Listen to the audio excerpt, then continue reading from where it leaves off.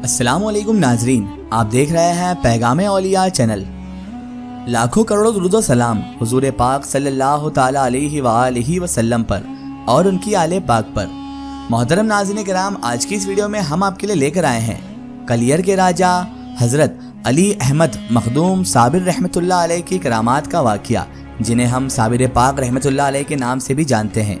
जी हाँ नाज़रीन किराम, मखदूम अली अहमद साबिर पाक कलियरी रहमतुल्लाह अलैह की करामात का एक ऐसा वाक़या जिसे सुनकर आपका ईमान ताज़ा हो जाएगा।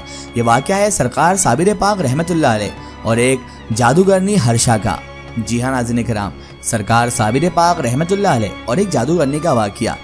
तो मेरी आपसे मोतबाना गुजारिश है कि इस वाक़ये को मुकम्मल तरीके से समझने के लिए इस वीडियो को एंड तक ज़रूर देखें, और अगर अभी तक आपने हमारे चैनल को सब्सक्राइब नहीं किया है तो उसे भी सब्सक्राइब कर दीजिए और पास में दिए गए बेल आइकन पर भी क्लिक कर दीजिए ताकि हमारे वीडियो की नोटिफिकेशन आप तक पहुँचती रहे। नाज़रीन किराम, हज़रत अल शेख जमालुद्दीन हासवी रहमतुल्लाह अलैह हज़रत बाबा फरीदुद्दीन मसूद गंज शकर रहमतुल्लाह अलैह के खलीफा अव्वल थे।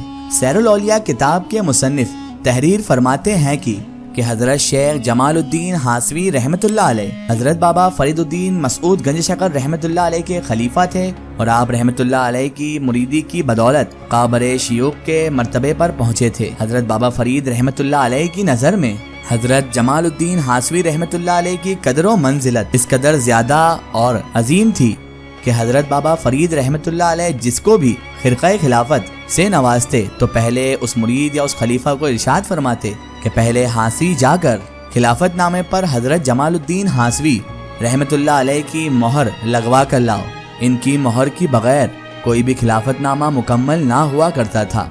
इतना अजीम मर्तबा सरकार बाबा फरीद रहमतुल्लाह अलैह ने इन्हें दिया था। चुनांचे जब मखदूम हज़रत अली अहमद साबिर रहमतुल्लाह अलैह इसी हुक्म के मुताबिक पाक पट्टन शरीफ से हासवी की जानिब रवाना हुए, और जब आप रहमतुल्लाह अलैह अपनी सवारी पर सवार होकर हासवी पहुँचे तो सवारी पर बैठे बैठे ही खानकाह अक़दस में दाखिल हो गए। हज़रत शेख जमालुद्दीन हासवी रहमतुल्लाह अलैह ने आप हज़रत साबिर पाक रहमतुल्लाह अलैह का इस्तकबाल किया। दोनों बुजुर्गों ने नमाज मगरिब इकट्ठे ही अदा की। नमाज की अदायगी के बाद हज़रत मखदूम साबिर पाक रहमतुल्लाह अलैह ने पीरो मुर्शिद बाबा फरीद रहमतुल्लाह अलैह की तरफ से दिया हुआ खिलाफत नामा और कुतुबियत नामा भी उनको दिखाया। इत्तेफाक से उस दिन उनकी खानकाह अक़दस में रोशनी का कोई इंतज़ाम ना था।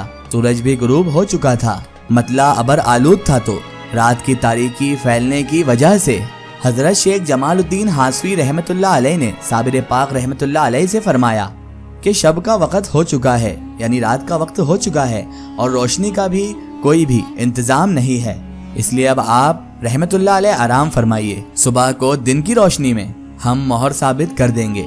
आपके खिलाफत नामे और कुतुबियत नामे पर मोहर सुबह दिन में लगा दी जाएगी।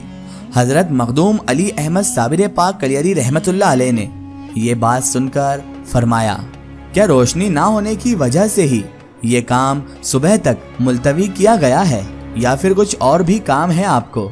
हज़रत शेख जमालुद्दीन हासवी रहमतुल्लाह अलैह ने फरमाया कि हमें और तो कोई काम नहीं, सिर्फ और सिर्फ रोशनी ना होने की वजह से ऐसा किया गया है कि सुबह को ही मोहर और दस्तखत कर दिए जाएंगे।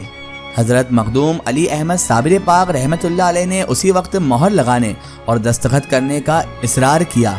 चुनांचे चिराग जलाया गया, लेकिन उस वक्त हवा भी बड़ी जोर की चल रही थी, इसीलिए एक झोंके से चिराग जो था वो बुझ गया। ये देखकर हज़रत मखदूम अली अहमद साबिर पाक कलियरी रहमतुल्लाह अलैह ने अपने दाएं हाथ की उंगली को ऊपर किया और इसमें आज़म पढ़कर दम फरमा दिया, तो आपकी उंगली यानी अंगुश्त मुबारक शमा की मानिंद रोशन हो गई, यानी उसमें एक आग सी लगी और वो एक चिराग की तरह रोशन हो गई। अल्लाह अकबर। इसी तरह बयान किया जाता है कि जब आप हज़रत साबिर पाक रहमतुल्लाह अलैह को कलियर की विलायत और कुतुबियत मिल गई तो आप जैसे ही वहाँ पर तशरीफ नुमा हुए तो वहाँ के काजी और औसाफ बहुत ज़्यादा आपके दुश्मन और मुखालिफ बन गए। एक मर्तबा का जिक्र है कि आप साबिर पाक रहमतुल्लाह अलैह मस्जिद में नमाज अदा करने गए तो मस्जिद में उस वक्त जगह तो मौजूद थी, लेकिन लोगों ने आपको मस्जिद में जाने से ही मना किया। जब ये बात जामिया मस्जिद कलियर के इमाम के जहन में आई, उन्होंने सहन में बैठे काजी तबर्रक से इसका जिक्र किया انہوں نے اپنے ملازموں سے کہا کہ علی احمد صابر درویش کو کہیں کہ مسجد کے صحن سے باہر جا کر سجدہ کریں، اور آپ حضرت صابر پاک کلیری رحمت اللہ علیہ کو مسجد شریف میں نہ جانے دیا۔ خیر آپ رحمت اللہ علیہ نے مسجد سے باہر نکل کر کہا، چلو ٹھیک ہے، اب ہم سجدہ کریں گے تو یہ مسجد اور اس کے گنبد اور اس کے مینار بھی ہمارے ساتھ ہی سجدہ کریں گے۔ لہٰذا جیسے ہی آپ حضرت صابر پاک مخدوم کلیری رحمت اللہ علیہ سجدہ ریز ہوئے تو مسجد کے مینارے گرنے لگے اور زلزلہ اس قدر شدید آیا کہ لوگ بڑی مشکل سے جان بچا کر بھاگے۔ قاضی تبرک بڑا حیران ہوا اور اپنے مصابیحین سے اس کے بابت سوال جواب بھی اس نے کیے، تو ان لوگوں نے کہا کہ حضور قاضی صاحب یہ درویش کی کرامت یا کمال نہیں ہے، بلکہ ہمیں تو لگتا ہے کہ یہ کوئی جادوگر ہے اور یہ سب جادو سے کیا ہوا ہے، معاذ اللہ، اور اس سے اچھا جادو ہمارے علاقے کی ہرشا جادوگرنی کر سکتی ہے۔ اس علاقے میں بڑی مشہور ایک جادوگرنی رہا کرتی تھی جس کا نام ہرشا تھا، اور وہ بڑی ہی خطرناک اور بڑی بری جادوگرنی تھی۔ ان مصابیحین نے یعنی اس کے صلاح کاروں نے یہی کہا کہ اس سے اچھا جادوگری تو ہماری ہرشا جادوگرنی ہی کر سکتی ہے۔ لہٰذا ان کے اصرار پر ہرشا جادوگرنی کو وہاں پر بلایا گیا۔ قاضی تبرک نے اسے بلایا اور ہرشا نے آتے سے ہی اپنے جادو کے زور سے حاضرین کے دل پر اثر کر دیا، یعنی ان کو اس وقت ایسا لگا جیسے واقعی میں زلزلہ لا دیا ہے جادوگرنی نے، لیکن در حقیقت زلزلہ نہیں آیا تھا۔ حضرت علی احمد صابر کلیری رحمت اللہ علیہ بھی وہیں پر موجود تھے۔ آپ رحمت اللہ علیہ نے یہ ماجرا دیکھا تو اپنی دستار مبارک اتار لی اور اسے جھٹکا دے کر صاف کیا اور اوپر سر پر لے لی۔ جھٹکا دینا تھا کہ اس جادوگرنی ہرشا پر جس کے کمال سے لوگ ڈرتے تھے اس پر ایک لرزہ طاری ہو گیا اور وہ اچانک خود بخود ہی جھٹکے کھانے لگی۔ کلیر کی زمین پوری کے پوری زمین کانپنے لگی۔ یہ دیکھ کر وہ ہرشا جادوگرنی کے ساتھی چیلے چپاٹے فوراً خوف کھا کے آپ کے قدموں میں گر پڑے، معافی کے طلبگار ہوئے اور اس کے بعد ایمان لا کر مسلمان بھی ہو گئے۔ اور ادھر ہرشا جادوگرنی تو بے ہوش ہو چکی تھی۔ جب ہرشا جادوگرنی کو ہوش آیا وہ جیسے ہی اٹھی اور اس نے جیسے ہی سرکار صابر پاک کلیری رحمت اللہ علیہ کو دیکھا تو اس نے بھی ان سے معافی مانگی۔ آپ رحمت اللہ علیہ کے دستے حق پرست پر اس نے اسلام قبول کیا اور اس کے بعد آپ سے مرید ہو کر آپ کے عقیدت مندوں میں شمار بھی ہوئی، اور پھر اس نے تمام عمر صابر پاک رحمت اللہ علیہ کی خدمت بھی کی، اور اس کی قبر آج بھی مزار شریف سے ملحق کچھ دوری پر قبرستان میں موجود ہے۔ سبحان اللہ۔ ناظرین کرام، یہ شان ہے سرکار صابر پاک رحمت اللہ علیہ کی۔ اگر یہ واقعہ آپ کو واقعی بہت پسند آیا ہے تو کمنٹ میں یا صابر حق صابر ضرور لکھیں۔ ایک ضروری اطلاع، اگر آپ بھی کسی بزرگ یا اولیاء اللہ کا واقعہ ہمارے چینل سے شیئر کروانا چاہتے ہیں اور آپ چاہتے ہیں کہ ہم ان بزرگ کا واقعہ، کرامات یا کوئی معلومات پیش کریں تو آپ ہمیں کمنٹ میں ان کے بارے میں بتا سکتے ہیں، اور ہمارے فیس بک پیج پر آپ ہم سے کانٹیکٹ بھی کر سکتے ہیں۔ فیس بک پیج پیغام اولیاء کو لائک کریں اور اس پر ہم سے جڑیں۔